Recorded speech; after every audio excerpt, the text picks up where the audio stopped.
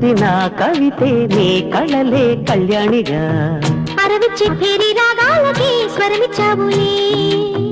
ఇరు తీరాల గోదారి గంగమ్మకే అలలిచ్చావులే అలయంకి పాటలే ఇలా పూల తోటలే పసి మొగ్గరేకులే పరువాల చూపులై పూసి విరబూసే